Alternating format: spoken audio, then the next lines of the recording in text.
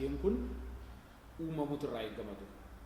Sirriitti qabamutu irraa eegama. Sirriitti walitti funaanamutu irraa eegama. Erga funaanameen booda intarneetii irratti kaa'uutu irraa eegama. Qaamni kana irratti hojjetu jechuudha. Kana gochuudhaan akka naannoo kan keenyaatti fudhanne amma barnoota naannoo keenya irraa argachuudhaa qabna. Biiroo barnootaa irraa arganna yoo ta'e biiroo barnootaa irraa kanatu eegama jechuudha. Konteentii isaa qabiyyee isaa isa barreeffamaan jiru barreeffamaan soft copy sirna kompiitaraatiin isa sagaleedhaan jiru sagalee isaa waraabanii soft copy isaatiin isa viidiyoodhaan fakkiidhaan jiru akkaataa sanaan gurmeessanii intarneetiidhaaf kennuutu nurraa eegama jechuudha. Erga qabiyyee kana create goonee uumne content create goonee jedhamee waamama. Content creation qabiyyee uumuu gurmeessuu ragaalee barnootaaf ta'an gurmeessanii intarneetiitti dabarsuu barbaada jechuudha. Kuni ta'ee taanaan kan dhaloota irraa eegamu maa inni dargaggeessa irraas haa ta'u qaamni hawaasaa kamiyyuu namni barachuu barbaadu kamiyyuu maaltu irraa eegama intarneetii keessa galuudha. Moobaayiliin kan keenya kan harkaa qabnu intarneetii qaba. Manni intarneetii magaalota keessa jiru intarneetii qaba. Dhaqee yeroo hawaasi addunyaa kompiitaraanis miti baay'ee kan hojjetu.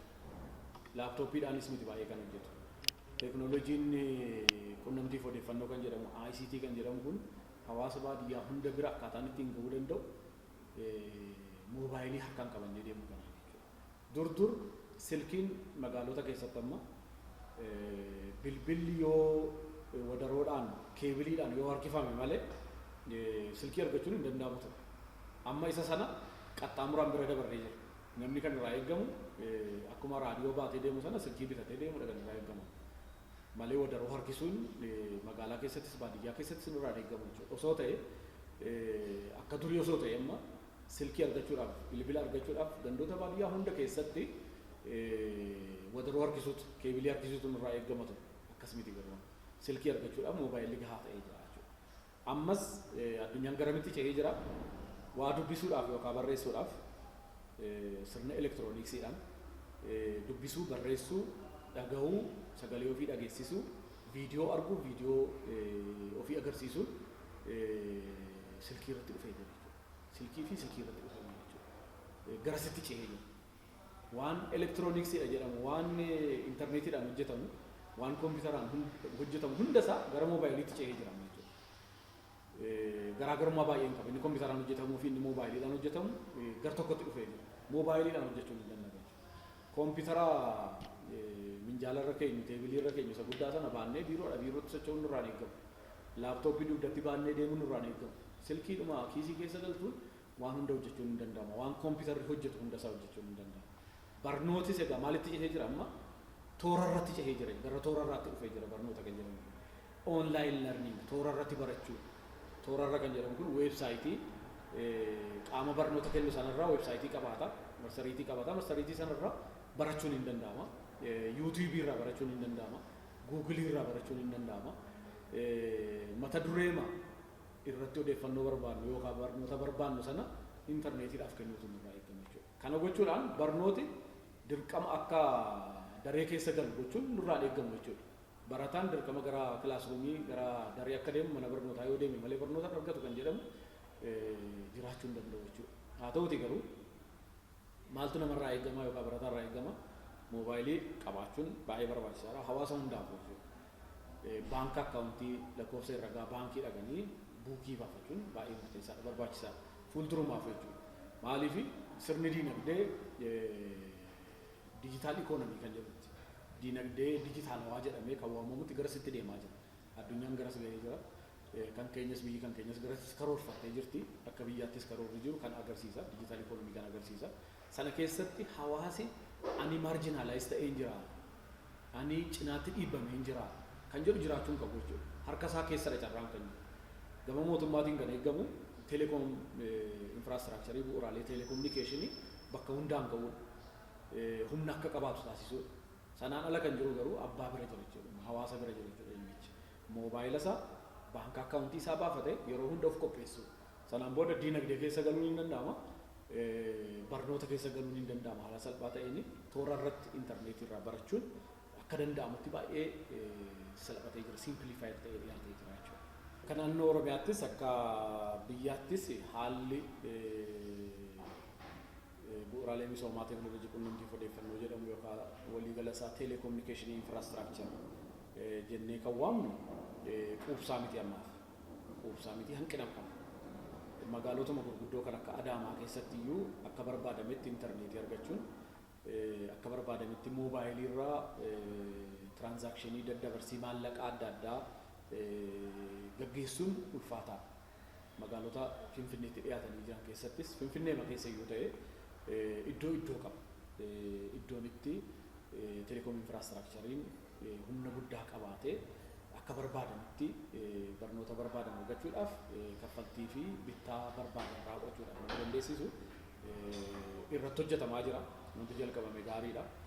Garuu immoo kana caalaa ariitiidhaan adeemuun akka danda'amu amma mootummaan waan gaariin inni murteesse teeleekoominikeeshiniin kaampaanii tokko ta'ee uummata miliyoona 100 fi miliyoona 10 battalatti yeroo barbaadamutti ispoortii barbaadamu iddoo barbaadamutti dafee argamee tajaajila akkasii bu'uuraalee misoomaa akkasii dafee diriirsuudhaafis tajaajila immoo baay'ee hordofii barbaadu.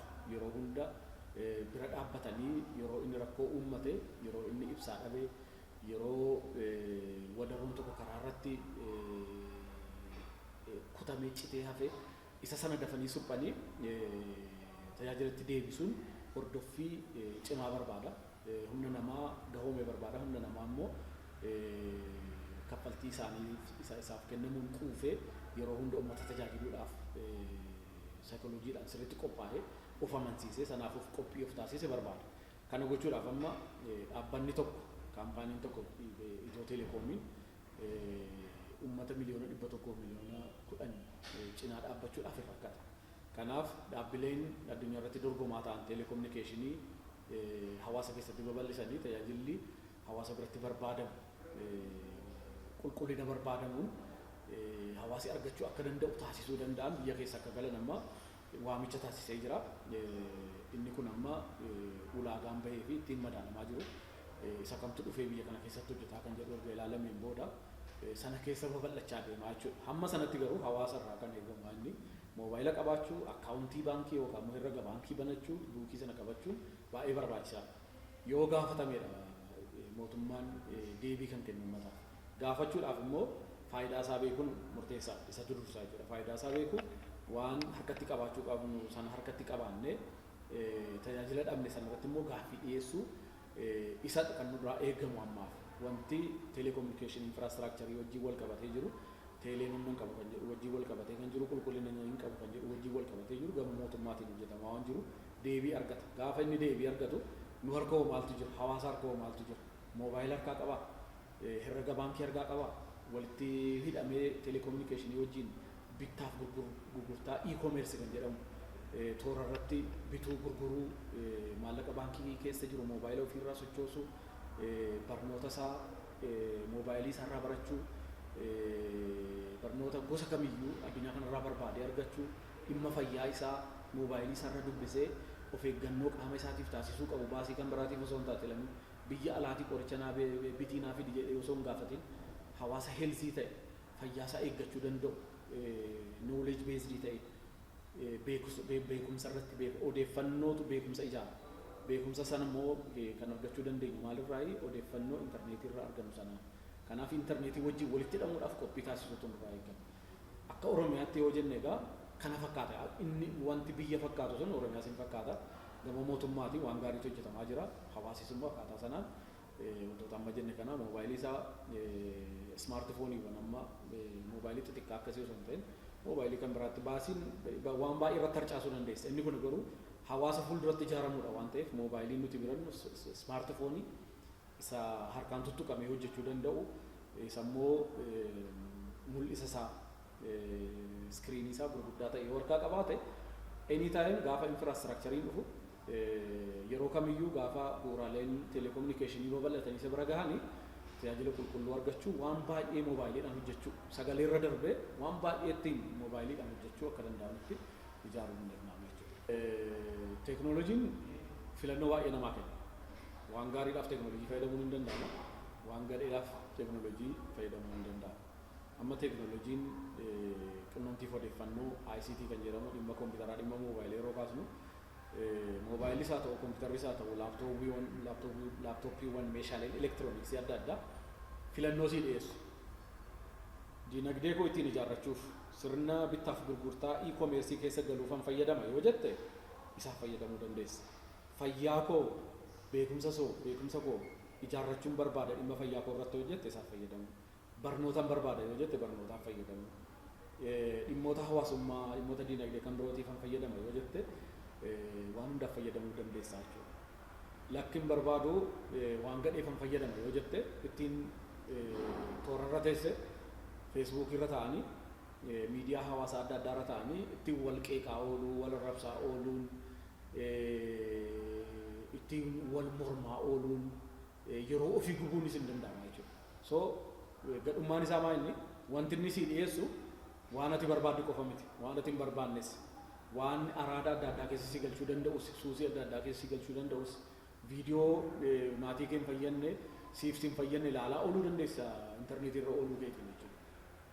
Viidiyoo immoo dhimma qonnaati yoo ta'e waa'ee qonnaa sararaan facaasuun maaliin, teekinooloojii qonnaa fayyadamuun maaliin, barnoota jechuun maaliin, fayyaa jechuun maaliin, fayyaan akkamittiin eegama, qaamni namaa akkamitti fayyaa argata kan jedhu dubbisaa ooluunis hin danda'ama. Waan gadhees immoo ilaalaa, dubbisaa, barreessaa, nama arrabsaa, fincila kaasaa ooluunis hin danda'ama.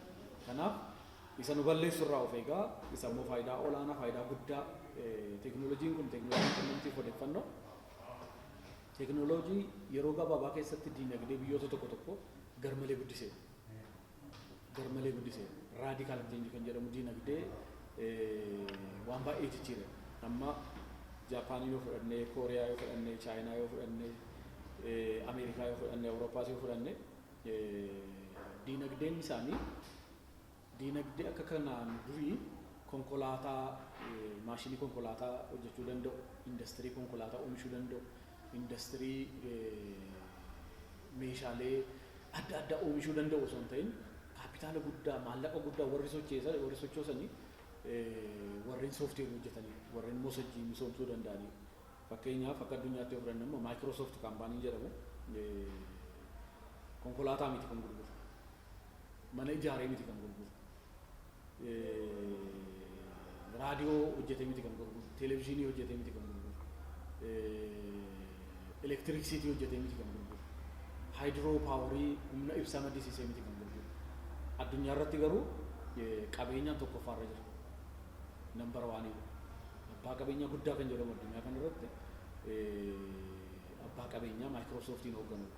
Maayikiroosoofti garuu maalidha yoo jennee gaafanne sooftiweerii. Sooftiweeriin maaliif abbaa qabeenyaa guddaa akkasii ijaaruu danda'a yoo jenne tokkoon namaa harka keessa gala. Televezyiiniidha yoo jenne amma baadiyyaa keessatti hin argamu, magaalaa keessatti argama. Moobaayiliidha yoo jenne garuu kiisii nama hunda keessatti argama. Baadiyyaas magaalaas hin jiru jechuudha. Bakka hundatti argama. Barataa harkas hin argama, maanguddoota harkattis hin argama jechuudha.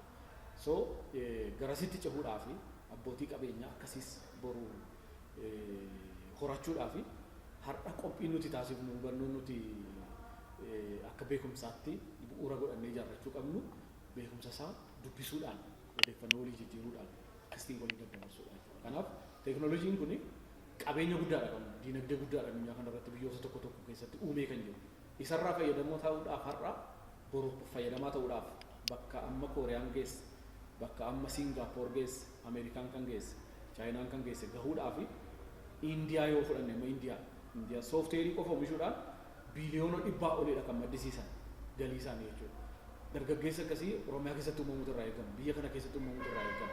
Dargaggeessi immoo sajjii hojjetee, sooftiweerii hojjetee, misoomsee biyya alaatti kan gurguru. Afrikaan biyya bal'aa, biyya 50 ol. Afrikaa kan biraatti gurguruu kan danda'u dargaggeessi akkasii uumamuutu irraa eegama jechuudha. Sana gochuudhaaf har'a beekumsa isaa daa'imman, dargaggoon, qaamni hawaasaa hunduu beekumsa isaa teekinooloojii quunnamtiif odeeffannoo ICT kan jedhamu, sirna kompiitaraa, sirna moobaayilaa, sirna sooftiweerii, appilikeeshinii kan jedhamu kanarratti odeeffannoo fi beekumsa argachuutu gaarii ta'a. Konkolaataa yoo fudhanne konkolaataa akkatti ooftu hin beektu taanaan hallayyaa bu'uu dandeessa miti. Miidhaaf si saaxilaa jechuudha. Badiidhaaf nama saaxilaa jechuudha. Akkatti fayyadamnu sirriitti barachuutu nurraa eegama. Hayyama konkolaachistummaa osoo hin baasin namni dhaqee konkolaataa irra hin bahu hin oofu jechuudha. Inni bahe immoo dhaqee hin kufa jechuudha iddoo tokkotti. Dhimmi elektirooniksiis, dhimmi moobaayilaa fi kompiitara wajjin wal qabatee jiru, intarneetii wajjin wal qabatee jirus beekumsa barbaada. barachuu barbaada. Kanaaf bakka itti leenjiin kennamu dhaqee leenjii argachuutu irraa eegama. Bakka itti ogeessi ICT ogeessi taakaawoo jirutti dhaqee odeeffannoo fudhachuutu irraa eegama. Miidiyaan OBN isaa ta'u miidiyaan biyya keessa jiru hundisaa kanarratti hubannoo kennuutu irraa eegama. Dhimmi seekiritii nageenyummaa odeeffannoo kan jedhamu kun baay'ee murteessaadha. Erga siistama kana keessa sirna kana keessa galleen booda maallaqa daddabarsuudhaaf deemna waan ta'eef gorsa osoo hin fudhatin akkasumatti dhadhee waan hin taane keessa sooftiweerii hin taane mosajjii hin taane moobaayilii keenya irratti feena yoo ta'e kompiitara keenya irratti feena yoo ta'e miidhaa qabaachuu danda'a jechuudha. Kanaaf gorsa fudhachuu of eeggannoodhaan hojjechuun baay'ee murteessaadha.